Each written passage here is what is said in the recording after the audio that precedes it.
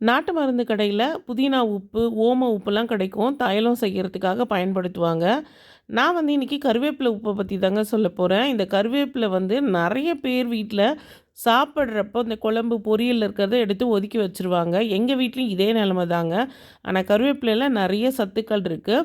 காய்கறிலாம் மொத்தமா வாங்கிட்டு வரப்போ 2 கொத்து கருவேப்பிலையும் நாங்க வாங்கிட்டு வருவோம். அது என்னதான் ஃப்ரிட்ஜில வச்சு ஸ்டோர் பண்ணாலும், சீக்கிரத்திலேயே வந்து பார்த்திங்கன்னா, அது அழுகி போன மாரி ஆயிடும். இல்லன்னா காஞ்சு போயிடும்.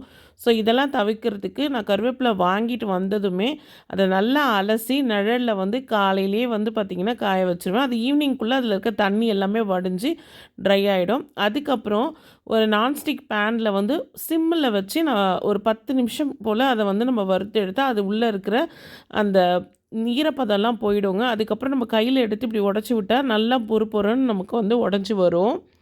ஸோ இந்த ஸ்டேஜில நம்ம அடுப்ப ஆஃப் பண்ணி, ஒரு மிக்ஸர் ஜார்ல வந்து சேர்த்து இத வந்து நம்ம நைஸா அரைச்சிக்கலாம். ரொம்ப வந்து நமக்கு நைஸா வரணும்னு அவசியம் இல்லங்க.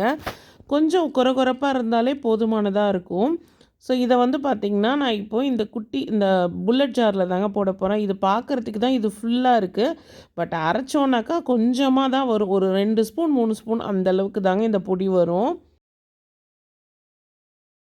இந்த கருவேப்பிலை பொடிய நம்போ இட்லி பொடிக்கு பயன்படுத்தலாம். தலைக்கு ஹேர் பேக்கா நம்ம பயன்படுத்திக்கலாம். முடி வளர்ச்சிய ரொம்பவே தூண்டும். அதுக்கப்புறம் நம்ம தலைக்கு டெய்லியும் வைக்கிற எண்ணெயில கூட கருவேப்பிலை எண்ணெயா வந்து நம்ம தலைக்கு வச்சுக்கலாங்க. நான் ஆல்ரெடி வந்து கருவேப்பிலைய வச்சு எப்படி தலைக்கு ஹேர் ஆயில் ப்ரிப்பேர் பண்ணணும் அப்படிங்கிற ஒரு வீடியோவும் நான் போட்டிருக்கேன். நீங்க கண்டிப்பா பிளேலிஸ்ட்ல போய் செக் பண்ணி பாருங்க. நான் வந்து இந்துப்புல தாங்க இப்போ இந்த கருவேப்பிலை பொடிய மிக்ஸ் பண்ணி வைக்கிறேன்.